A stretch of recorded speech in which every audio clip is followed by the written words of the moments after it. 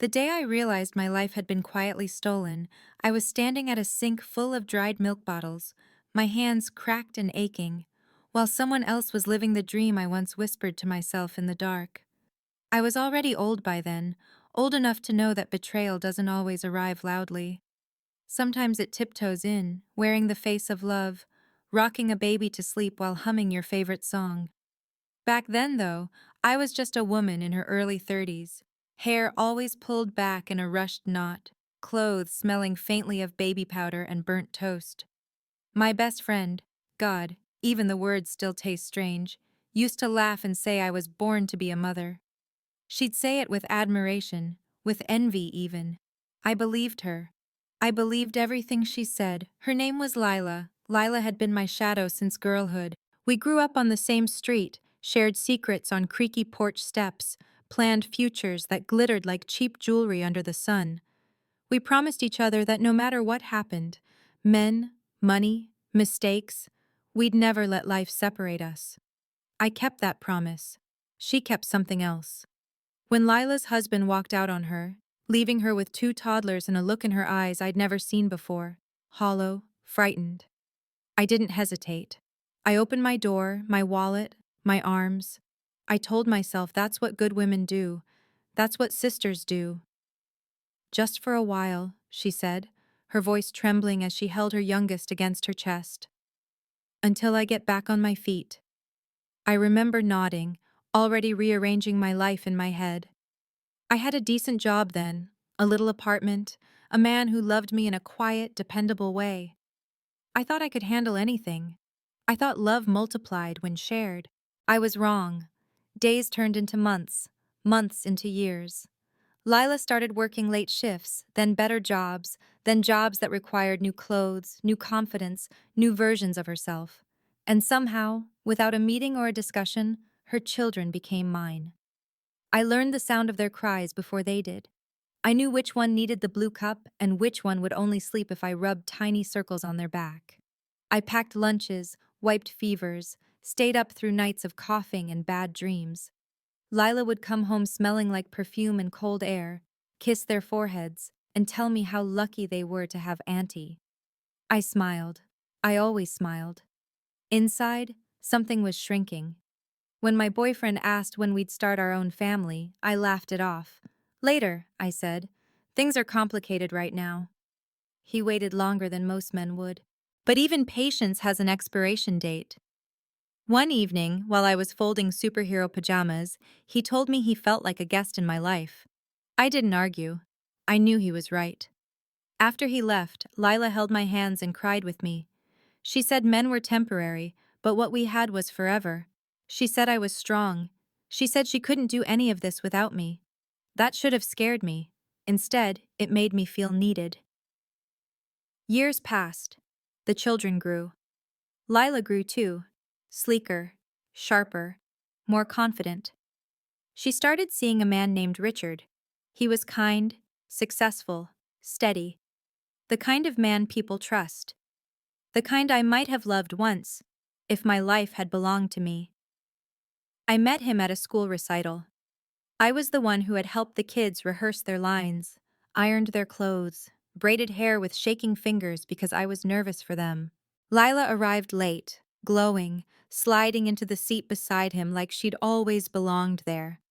Richard thanked me for helping out. Helping out. I swallowed the strange bitterness rising in my throat and told myself I was being ungrateful. After all, these weren't my children. I reminded myself of that often, like a punishment. The day Lila married Richard, I watched from the front row, holding the youngest on my lap. She wore a dress I once tried on for fun in a tiny boutique, years earlier. I remembered how she'd laughed and said it looked better on her. She was right. At the reception, someone mistook me for the nanny. I corrected them with a soft laugh that hurt my chest. Lila didn't hear, or pretended not to. That night, when I returned to my quiet apartment, I sat on the edge of the bed and realized something terrifying. I had no photographs of myself anymore that didn't include her children. I told myself it was fine, that sacrifices are noble. that love, real love, doesn't keep score. But late at night, when the house was silent, memories would creep in, dreams I'd abandoned, chances I'd postponed, a version of me that felt like a stranger. And somewhere deep inside, a question began to form, slow and dangerous. What if I hadn't just helped raise her children? What if, while I was busy building her life, she had been quietly stepping into mine? I didn't know then that the answer was already waiting for me, patient and cruel, and that one day soon it would demand to be seen. I didn't confront the question right away. I let it sit inside me like an ache you convince yourself is just age, just fatigue, just another thing a woman learns to live with. By then, people had started calling me the other mother. Teachers would smile warmly and say, "We should really get both moms on this email thread." And Lila would laugh it off, flipping her hair, telling them how lucky she was to have me. Lucky. That word followed me everywhere like a shadow I couldn't shake. The children, no, the young adults, as the world insisted on calling them now, still came to me first. For advice, for comfort, for money they were embarrassed to ask their mother for. I paid tuition deposits. I edited college essays that spoke about a strong maternal influence without ever naming me. I sat in my car afterward and cried so quietly I scared myself with how practiced I'd become at it. Lila, meanwhile, flourished. Her house grew larger, her laugh grew louder, her opinions grew firmer. She hosted dinner parties with linen napkins and wine I couldn't pronounce. I was always invited, always placed at the edge of the table, always thanked publicly for everything I've done. It felt like applause at my own funeral. There was a moment, clear as glass, when I realized how invisible I had become. It was at the youngest child's graduation. I'd been up since dawn baking cupcakes in school colors, frosting smeared on my wrists, heart pounding with pride. I arrived early to save seats. When Lila and Richard walked in, late as always, she scanned the crowd and waved, not at me, but at someone behind me. A woman I didn't know, polished, smiling. Lila introduced her as a family friend. I stood up, awkward, holding the box of cupcakes like an offering. "Oh," Lila said, startled, as if she hadn't expected me to be there. "You came early." I wanted to ask, where else would I be? But the words stayed locked inside me, pressing against my ribs. That night, alone in my apartment, still small, still rented, still temporary after all these years, I opened an old box I'd kept tucked under the bed. Inside were things from before Lila's children, before Lila's life swallowed mine whole. Photos, letters, a journal. I barely recognized the woman in those pages. She had opinions, desires, anger, hope. She wrote about wanting to travel, about opening a small business, about loving deeply, but refusing to disappear for anyone. I laughed out loud, a brittle sound that startled me. Then I cried until my eyes burned. That was when the memories started rearranging themselves, like furniture you suddenly realize has been placed wrong for years. I remembered how Lila used to ask questions about my job, my savings, my relationships, questions I thought were intimacy. I remembered her watching me carefully when I talked about my dreams, nodding slowly, as if filing them away. I remembered how, after my boyfriend left, she gently discouraged me from dating. "You're already stretched so thin," she'd said. "Men complicate things." I had listened. I remembered how Richard and I had once talked alone on the porch, years ago, about books we both loved, about places we wanted to see. How Lila had appeared suddenly, arms sliding possessively through his, laughing too loudly, pulling him away. At the time, I told myself I was imagining things. I was always good at that, explaining away discomfort to keep the peace. But now, in the quiet of my apartment, the truth felt heavier. I hadn't just given Lila my time. I had given her my confidence, my energy, my instincts. I had made myself smaller so she could grow. The next morning, something inside me shifted. It wasn't anger, not yet. It was clarity. Cold, steady clarity. I started noticing things I had once ignored. How Lila spoke for me when others asked about my life. How she dismissed my ideas with a laugh. How she introduced me not as her best friend, but as someone who's always been around. Always been around. As if I were furniture. The children, grown now, taller than me, voices deeper, began pulling away too. Not unkindly, just naturally, as people do when they assume someone will always be there. I watched them drift toward Lila, toward Richard, toward the life I had built, but would never inhabit. One evening, I asked Lila gently if she remembered when we used to talk about my opening a shop or traveling together someday. She blinked, genuinely confused. "Oh, honey," she said, patting my hand. "You were never serious about that stuff." The room went quiet. Something broke open in me. Not loudly, not dramatically, but completely. I smiled because that's what I had been trained to do. But inside, a decision formed. I didn't yet know what that decision would cost me. I didn't know that the story I thought I was telling, the story of sacrifice and loyalty, was about to twist into something darker, something revealing. And I didn't know, not yet, that Lila had one more secret she believed I would carry for her forever. She underestimated how dangerous an invisible woman can become when she finally decides to be seen. I didn't announce my change. Women like me don't slam doors. We turn the handle quietly and notice, for the first time, that it was never locked. I began with small rebellions. I stopped answering calls after midnight. I let messages sit unanswered until morning. I declined last-minute favors with polite excuses that felt like lies at first, and then, slowly, like truths I had earned. Lila noticed. She always noticed shifts in power before anyone else did. "You okay?" she asked one afternoon, eyes narrowed just enough to pretend concern. "You've been distant." The word felt ironic. Distant implied I'd once been close enough to step back from. I smiled and told her I was tired. That seemed to satisfy her.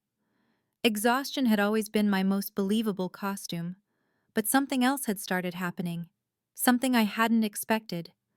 With each boundary I placed, however small, memories returned sharper, clearer, less forgiving.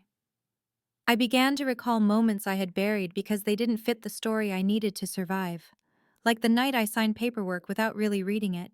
It had been years ago, when Lila was frantic about childcare costs and school zones and just temporary arrangements. She'd come over with a folder, cheeks flushed, voice shaking. She said it was only to authorize me for emergencies, to make school pickups easier, to make doctors listen to me if something happened. "You trust me, right?" she'd said, pressing the pen into my hand. I had trusted her with my life. I signed. Now, years later, that memory rose up with a weight that made my stomach drop. I dug through old files, fingers trembling, pulling out documents I hadn't touched in over a decade. There it was, my signature. Pages of legal language I hadn't understood then and barely understood now. Guardianship, financial authority, shared responsibility, responsibility without recognition, authority without ownership. I felt sick, not because of what I'd given, but because of what she'd taken. Around that same time, Richard started calling me. At first, it was harmless, questions about the kids, logistics, dates. Then the calls lingered. He asked how I was doing. He asked why I'd never married, never moved, never seemed to want more.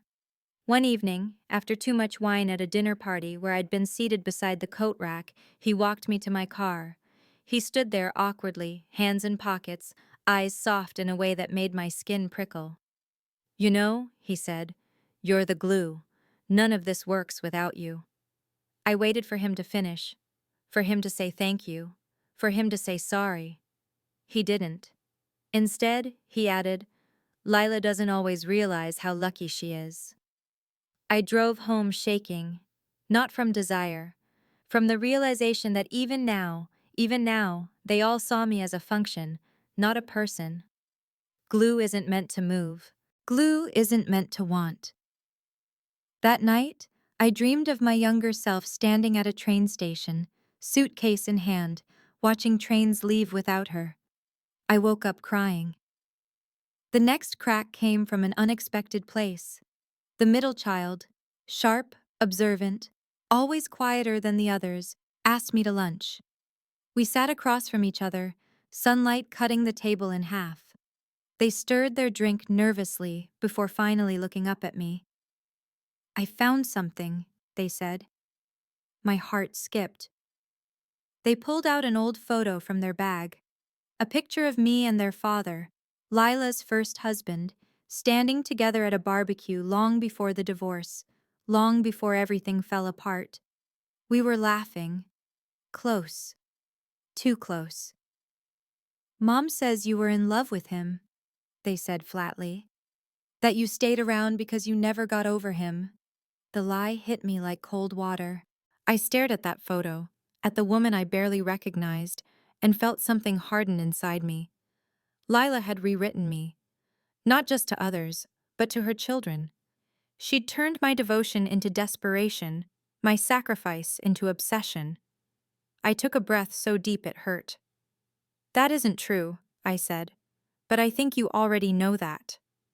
They studied my face for a long moment. Then they nodded. I thought so.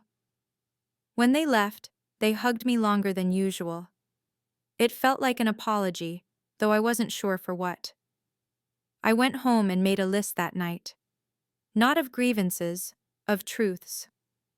I wrote down every time I had postponed my life for hers, every time she had spoken over me, every time she'd decided something for me. By the time I was done, my hand ached and my eyes burned. At the bottom of the page, I wrote one sentence. She didn't steal my life in one moment. She took it piece by piece while I was busy being grateful. The next day, I asked Lila to meet me. Just the two of us. No children, no husbands, no witnesses.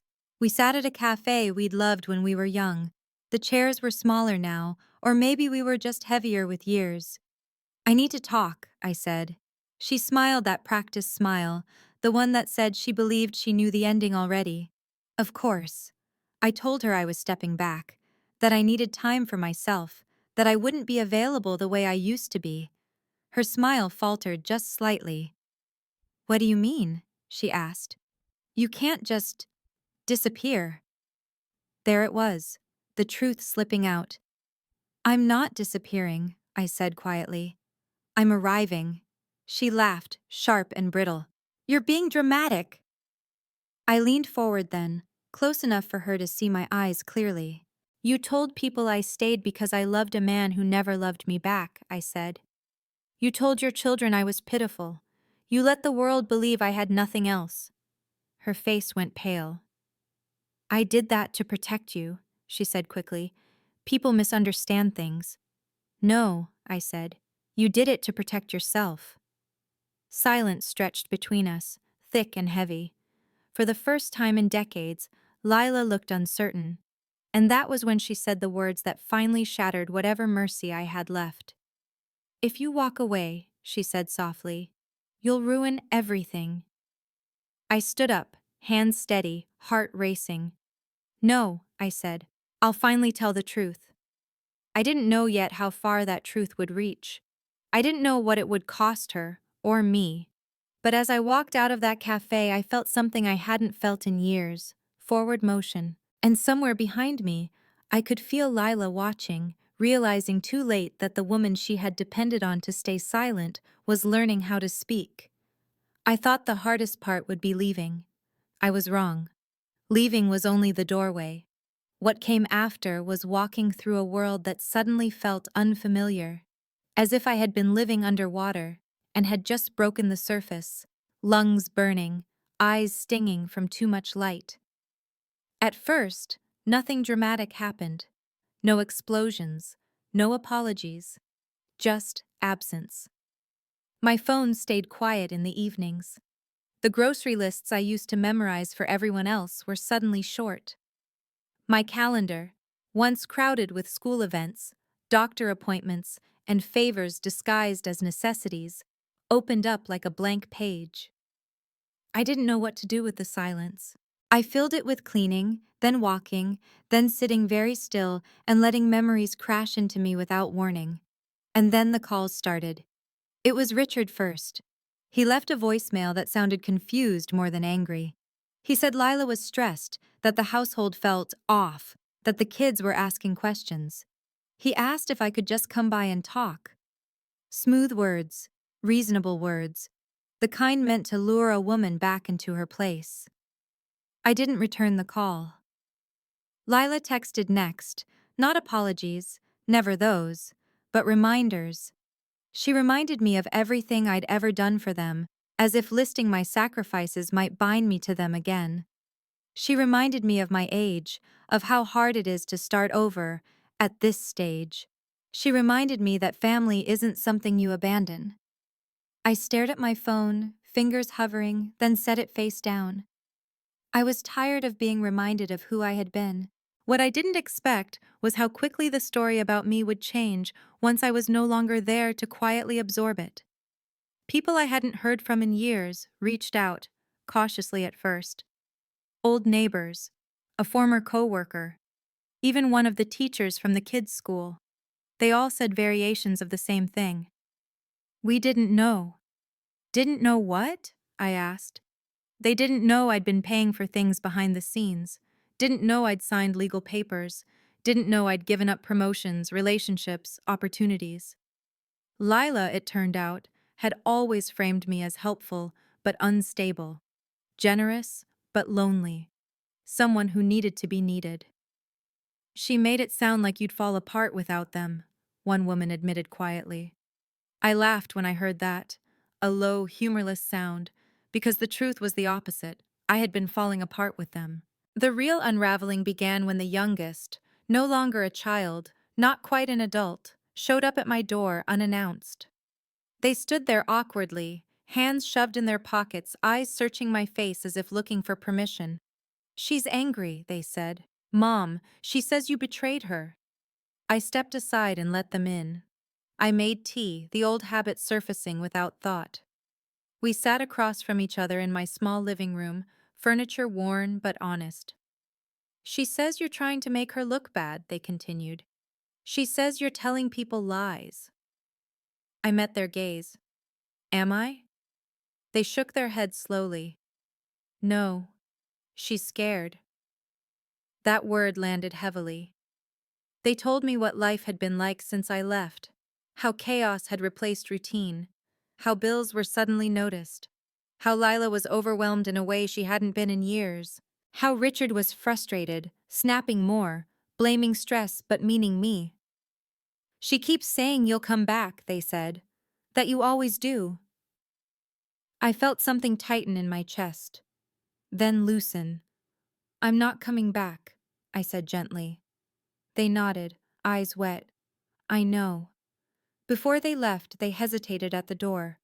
"I never said this before," they whispered, "but you were the one who raised us." After they were gone, I sat on the floor and cried, not from grief, but from release, from hearing the truth spoken aloud without me having to beg for it. Lila, meanwhile, was spiraling. She called late one night, voice sharp and trembling. She accused me of poisoning her children against her. She accused me of being jealous, bitter, vindictive. She accused me of planning this all along. That accusation almost made me laugh. Planning required foresight. All I had done was endure. "You owe me," she hissed through the phone. "You owe me loyalty." I closed my eyes. "I gave you my life," I said quietly. "That debt is paid." There was a pause. Then her voice dropped, cold and calculating. "If you keep talking," she said, "I'll tell them everything." Everything. The word echoed in my head long after the call ended. I realized then that she was afraid of the same thing I had once feared: exposure. But what she didn't understand was that her version of everything was built on lies that no longer held power over me. Still, the threat lingered. The shocking twist, the one I never saw coming, came weeks later, wrapped in an envelope with my name written in unfamiliar handwriting. Inside was a letter from Lila's first husband, a man I hadn't spoken to in decades. A man who, according to Lila's version of history, had been the object of my pathetic, unrequited love. The letter was short, direct, and devastating. He wrote that he had tried to reach me years ago, that he had suspected something was wrong, that Lila had intercepted messages, twisted conversations, convinced him I wanted nothing to do with him or the children. He wrote that he had always known I was the stable one, the safe one, the one who held everything together. He ended the letter with a sentence that made my hands shake. "She didn't just take your life," he wrote. "She built hers by making sure you never had the chance to reclaim it." I sat there for a long time, letter trembling in my hands, the weight of decades settling into place. The mystery wasn't just why Lila had done what she did, it was how carefully, how deliberately, how quietly. And in that moment I understood the final truth. This was never about love. It was about control. And control, once exposed, does not survive the light. I folded the letter carefully and placed it beside my journal. I knew what came next wouldn't be gentle. But for the first time in my life, I wasn't afraid of the storm. I was ready to finish the story, on my own terms. I didn't rush to confront her after the letter. That surprised even me. In another life, one where I was still scrambling for approval, I might have driven straight to her house, letter shaking in my hand, demanding explanations. But age teaches you something younger women rarely understand. Timing is power. Instead, I sat with the truth. I reread the letter until the paper softened at the folds. I let memories resurface without pushing them away this time. Conversations that ended abruptly, invitations that never reached me, decisions made on my behalf. I saw the pattern clearly now, like a tapestry flipped over to reveal the knots. Lila hadn't stolen my life in a moment of desperation. She had curated it. Once I understood that, the anger didn't explode. It settled, became precise. I began telling my story, not dramatically, not accusingly, just honestly. When people asked why I'd stepped away, I told them. When they expressed shock, I didn't rush to soften it for their comfort. I stopped protecting the image of a woman who had never protected me. The truth traveled faster than I expected. Someone mentioned something to someone else, a careless remark at a dinner party, a question raised at a family gathering. Lila felt it before I ever saw it. I know because she showed up at my door one evening, unannounced, rain soaking through her coat, eyes blazing with a mixture of fury and fear I had never seen before. "You're destroying me," she said without greeting. I looked at her then, not as my best friend, not as a mother, not as a victim, but as a woman standing in front of the wreckage of her own making. "I'm telling the truth," I replied. "If that destroys you, that isn't my doing." She laughed, sharp and desperate. "You always wanted this," she snapped. "You always wanted to be me." That was the moment something finally clicked into place. "No," I said slowly. "I wanted to be myself. You just needed me not to be." Her mouth opened, then closed. For a split second, the mask slipped. I saw it. The calculation, the panic, the realization that I was no longer pliable. She tried one last tactic. Tears, remorse. She spoke about how hard her life had been, how overwhelmed she'd felt, how she'd leaned on me because I was stronger. She said she never meant to hurt me. I listened, truly listened. And then I did something that surprised us both. I forgave her, not out loud, not ceremonially, inside myself. Because forgiveness, I learned, is not reconciliation, it is release. "I don't hate you," I said, "but I'm done carrying you." She left without another word. No dramatic exit. Just a woman walking away from a story she could no longer control. The aftermath was quieter than I expected. Richard stopped calling. The house, I later heard, felt colder. The children, adults now, began making their own judgments, separate from the narrative they'd been fed. One by one, they reached out. Not to choose sides, just to know me. I didn't rush them. I let relationships form naturally, without obligation, without guilt. For the first time, I was not the default. I was the choice. And then something unexpected happened. I started living. Not loudly, not recklessly, but deliberately. I sold most of what I owned. I moved to a smaller town near the coast, somewhere no one knew my history. I opened the little shop I'd once written about in my journal. Nothing grand, just a warm place filled with handmade things and quiet conversations. People came. They stayed. They listened. At night, I walked along the shore, wind in my hair, thinking about the woman I had been and the woman I was becoming. The years I'd lost still hurt, yes, but they no longer defined me. One afternoon, a letter arrived. This one from Lila. It was short, careful. She wrote that she was in therapy, that she was learning to sit with discomfort, that she understood, finally, what she'd done. She did not ask for forgiveness. I appreciated that. I placed the letter in a drawer and went on with my day. The shocking twist, the one people expect to be explosive, wasn't revenge or public humiliation or dramatic downfall. It was this: Lila didn't lose her life. I gained mine. And the proper ending, the one no one ever tells you about, is not triumph over another person.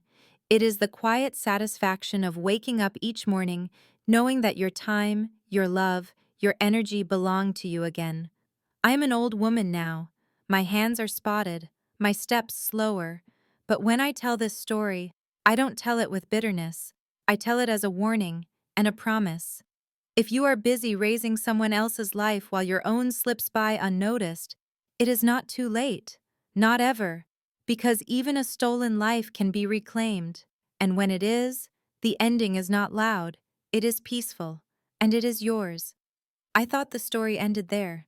That reclaiming my life, opening that small shop by the sea, learning how to breathe again without permission, that was the ending. But real endings, the kind that settle into your bones, don't arrive all at once. They come quietly, years later, when you finally understand what the story was really about. I am old now. Old enough that people speak slowly to me without realizing it. Old enough that my reflection startles me sometimes, softened edges, silver hair, hands that carry every year I survived. I live alone, but I am not lonely. That distinction took me a lifetime to learn. Some evenings, when the shop is closed and the ocean hums low and steady outside my window, I sit in my armchair with a blanket over my knees and let the past visit me. Not to haunt me, no, but to be acknowledged. The children still call. Not often, not out of obligation. They call when they want to tell me something real. A fear, a decision, a memory they're finally brave enough to question. They don't call me Auntie anymore. They use my name. That may seem small, but to me it feels like being returned to myself. Lila and I do not speak. I hear about her sometimes, through the soft echo of shared history. She moved. She downsized. Her marriage didn't survive the version of herself that no longer had me smoothing the edges. I don't feel satisfaction in that. I feel something closer to sadness, because I know her better than most people ever will. I know that control was the only language she ever learned for fear. Once, years ago, she tried to visit. She stood outside my shop, watching through the window. I saw her reflection in the glass before I saw her face. Older, smaller somehow. She didn't come in. She turned and walked away. That was the last time I saw her. And strangely, that's when the final piece of the story fell into place. You see, for years I believed the great theft of my life was time. Opportunities, youth, love. I mourned those things like lost heirlooms, convinced they were gone forever. But that wasn't what she stole. What she took, what I handed over willingly, because I didn't know better, was my belief that I was allowed to be the center of my own life. I had mistaken usefulness for worth. I had confused sacrifice with virtue. I had been praised my whole life for being selfless, never realizing how dangerous that word can be when no one asks what it costs you. The twist, the real one, the kind you only understand at the end, is this. She couldn't have stolen my life if I hadn't been taught to give it away. That truth doesn't excuse her, but it freed me from needing her to answer for everything. I think of the young woman I was sometimes, the one with dreams scribbled in a journal, the one who thought loyalty meant erasing herself. I wish I could sit beside her on that creaky porch and tell her what I know now. I would tell her this. Love that demands your disappearance is not love. Friendship that thrives on your silence is not friendship. And a life spent being indispensable to others can still be empty if you are absent from it. But I can't go back. So instead, I tell the story. I tell it slowly, the way old women do, letting the pauses speak as loudly as the words. I tell it to strangers who think it's just a dramatic tale, and to women who suddenly grow very quiet halfway through, eyes shining with recognition. Sometimes one of them will reach for my hand afterward and whisper, "I think that's happening to me." And every time I squeeze back and say the same thing. It doesn't have to be the ending. Because here is the proper ending, the one I earned. I wake up each morning in a life that is mine. I make choices without asking permission. I rest without guilt. I love without vanishing. Nothing I lost ever came back in the same shape. But something better arrived. Myself. And that is how the story ends.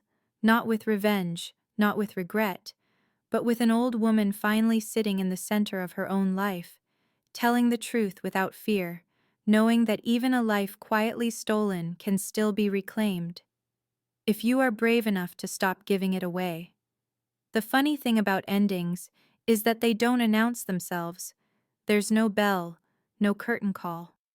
Life simply keeps going, and one day you realize the story has stopped hurting when you tell it. That's how I knew this was truly the end. It happened on an ordinary morning. Sunlight slipped through the curtains, pale and gentle, touching the dust in the air like it had something to say. My knees complained when I stood up. My hands took a moment longer to do what I asked of them. Age makes everything slower, but it also makes everything clearer. I brewed my tea and stood by the window, watching the sea breathe in and out. For the first time in years, my thoughts didn't drift to Lila. Not to what she took, or what I lost, or what might have been. She had finally become what she always should have been in my story. A chapter, not the book. I sat at the small table where I sometimes write letters I never send. My journal lay open, its pages filled over the years. Not with rage, not with grief, but with moments. Tiny, precious moments.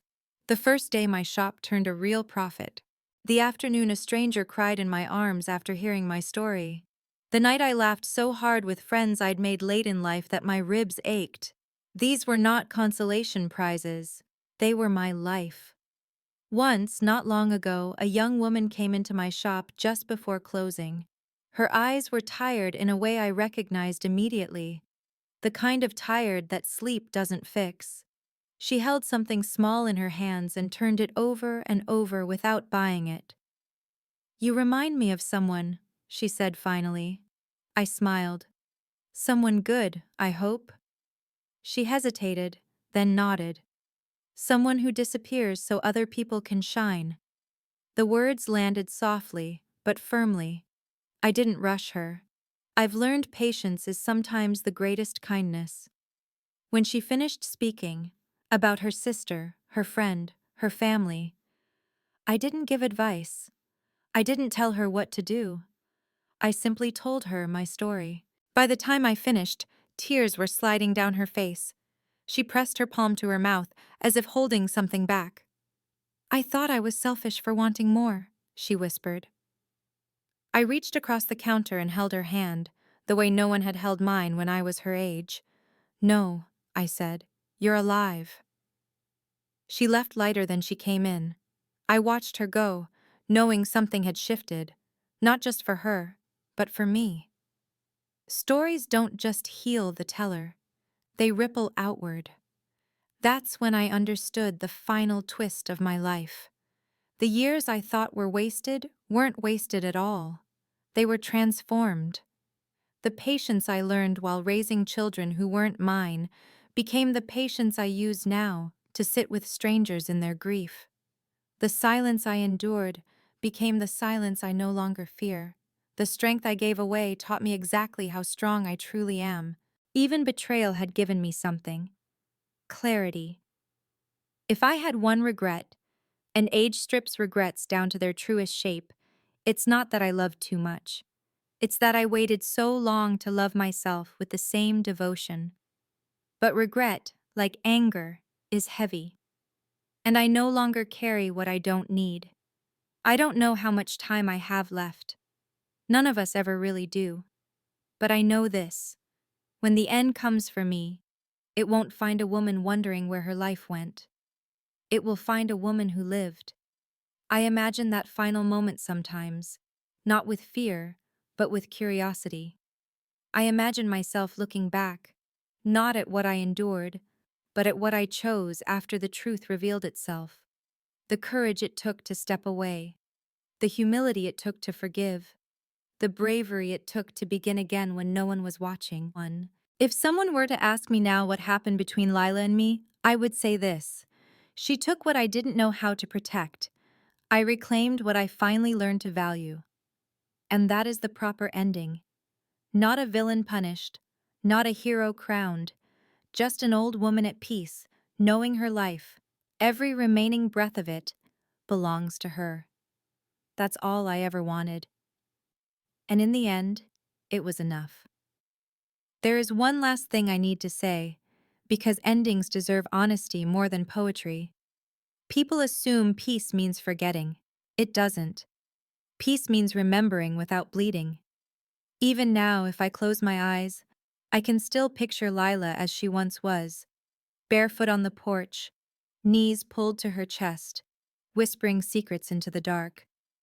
I don't erase that girl from my memory. She existed. We existed. Love was real, even if it later curdled into something unrecognizable. Age has taught me that holding two truths at once is not weakness. It is wisdom. I loved her. She betrayed me. Both are true. What changed was not the past. It was my relationship to it. In my final years, I have learned to move slowly on purpose. I no longer rush conversations or apologies or decisions. When you have spent most of your life reacting to other people's needs, stillness feels rebellious at first. Then it feels holy. Sometimes I sit with my tea growing cold and think about how easily women like me disappear. Not because we are quiet, but because we are reliable. Dependable women are rarely protected. We are assumed to be endless. I was endless, until I wasn't. And when I stopped, the world did not collapse. That truth alone healed something deep inside me. I don't fantasize about what my life would have been without Lila. That road leads nowhere useful. Instead, I honor what survived her: my tenderness, my discernment, my capacity to begin again long after society says beginnings are allowed. I have been asked, more than once, if I would do it all differently if I could. The answer surprises people. Yes. And no. Yes. I would set boundaries sooner. I would question guilt disguised as love. I would listen to the quiet voice inside me that always knew something was wrong. But no, I would not erase myself completely from that story. Because even there, even in the years where I felt erased, I was learning something essential. I was learning how not to abandon myself ever again. That lesson is worth something. When people hear my story now, they often ask about justice, about consequences, about whether Lila ever truly understood what she did. Here is the uncomfortable truth. Closure does not require understanding from the person who hurt you. It requires clarity within yourself. Whether she understands or not, no longer matters to me. I do not need her remorse to validate my reality. I lived it. I survived it. I transformed it. That is enough. If you are listening to this story and feel a tightening in your chest, a quiet recognition you haven't named yet, please hear me clearly. You are not cruel for wanting a life of your own. You are not selfish for stepping out of a role that consumes you. You are not too old, too late, too responsible, or too needed to choose yourself. Those are lies we are taught so we will stay. And staying, when it requires your disappearance, is not loyalty. It is slow self-erasure. I didn't lose my youth to my best friend. I didn't lose my future to her either. I lost my illusion. And in return, I gained something far rarer, truth. So this is where I leave you, not with sorrow, not with anger, not even with forgiveness as the centerpiece, but with something quieter and stronger. Self-recognition. I am an old woman now, yes, but I am finally visible to myself. And that, dear listener, is not a tragic ending.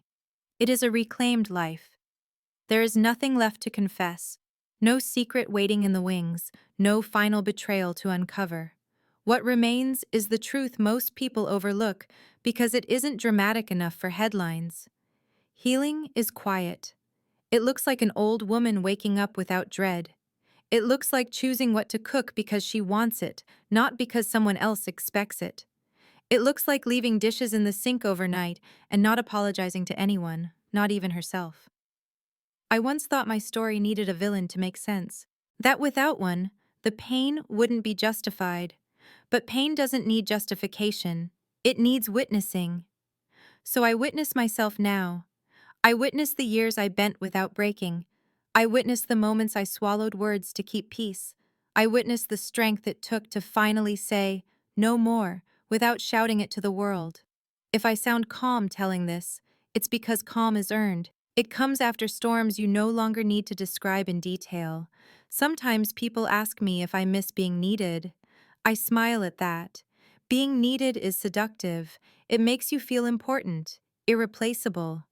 But it is also a cage when it's the only way you are allowed to exist. I don't miss being needed the way oxygen is needed. I prefer being wanted. Wanted because I am me. Wanted because I choose to be present. Wanted because I am no longer trapped in obligation masquerading as love. In my final years, I've learned to ask myself one question before I say yes to anything. Does this cost me my peace? If the answer is yes, I don't explain. I don't defend. I don't justify. I simply decline. That is a skill I learned too late to save my youth, but just in time to save my soul. When I think of Lila now, I don't think of her as a thief. That gives her too much power. I think of her as a woman who needed control because she didn't trust love to stay on its own. A woman who mistook possession for security. I release her from my story where she doesn't belong, because this was never her story. It was always mine. And mine does not end in bitterness or loneliness or regret. It ends in authorship. I get to decide what matters now. What matters is this: I did not vanish. Even when I felt invisible, I was still here, waiting, learning, preparing.